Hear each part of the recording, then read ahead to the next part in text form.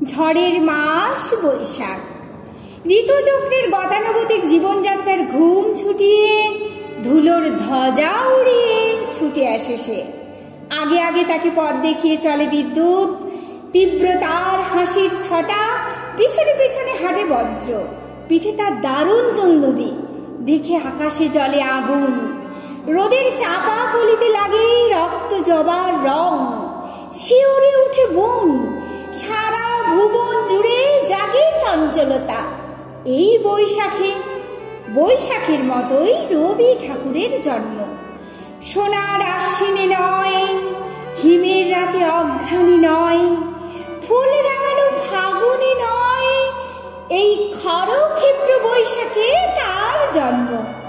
এই খেপা বৈশাখে গৈরিক তিলক দিয়ে সাজানো তার জন্মদিনের ললাট। দেখতে হয় না ক্যালেন্ডারে, জিজ্ঞেস করতে হয় না তারিখটা কবে, আগে থেকেই বুকের মধ্যে সারা 25শে বৈশাখ আসছে, রবি ঠাকুরের জন্মদিন। প্রকৃতির নতুন জন্ম এই বৈশাখে, আমাদেরও নতুন জন্ম এই বৈশাখে। 25শে বৈশাখ রবি ঠাকুরের জন্মদিনে। তার জন্মদিনে বক্তা এসে বক্তৃতা দিয়ে যায় না, মানুষ এসে কথা কয়ে শোনায়। মুঠি পাকানো জেহাদ নেই এই জন্মদিনে, আছে মুঠো মুঠো আনন্দ ছড়ানোর উদ্যম। সেখানে রয়েছে ফুলের গন্ধ, ধূপের ধোঁয়া, আছে শ্রদ্ধা বিনয়ের পবিত্রতা। বাড়ির বৌছিদের কাছে বায়না আসে সেলাইয়ের কাপড়ে রবি ঠাকুরের কোন কবিতার 4 লাইন লিখে দিতে হবে। কি লিখব, কোন কবিতার কোন লাইন? ভয় নাই ওরে ভয় নাই। সেলাইয়ের কাপড়ে লেখা হয়ে চলে কবিতা। বেশ কদিন দুপুরের না ঘুমোনোর চোখে ক্লান্তির অবসরে লেখা হয়ে চলেছে সেই 4টি লাইন। উদয়ের পথে শুনি কার বাণী, ভয় নাই ওরে ভয় নাই, নিঃশেষে প্রাণ যে করিবে দান, ক্ষয় নাই তার ক্ষয় নাই। শুধু কি সূচি কাজে?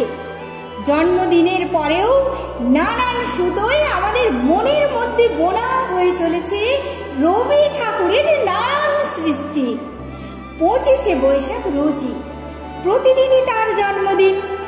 আমাদের কথা বলার ভাষা রবি ঠাকুরের, আমাদের প্রেমের চিঠিতে রবি ঠাকুর, আমাদের পরীক্ষার খাতায় রবি ঠাকুর, আমাদের গোপন আনন্দ আর গভীর ব্যথার গান তাও রবি ঠাকুরের। আমাদের সরস্বতী সাধনায় রবি ঠাকুর, লক্ষ্মী ছাড়া হওয়ার বাসনায় রবি ঠাকুর, স্বদেশকে চোখে দৃষ্টি করে রাখার জাতীয়তাবাদ রবি ঠাকুরের, বিদেশকে চোখের সামনে দৃষ্টান্ত করে রাখার আন্তর্জাতিকতা রবি ঠাকুরের, আমাদের সংস্কৃতিকে মাটির কাছে এগিয়ে নিয়ে যাওয়ার সংকল্প রবি ঠাকুরের, আমাদের সভ্যতাকে দানবের হাত থেকে ছিনিয়ে আনার সংগ্রামে রবি ঠাকুর। আকাশে মাটিতে মনে এত যে বৃষ্টি পড়ে তার ছন্দ রবি ঠাকুরের, এত যে ফুল ফোটে তার গন্ধ রবি ঠাকুরের। তাই কোনোদিন তার মৃত্যু নেই।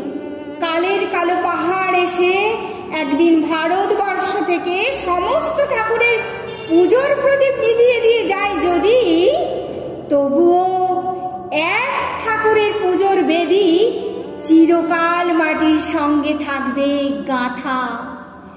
কোন ঠাকুরের? রবি ঠাকুরের।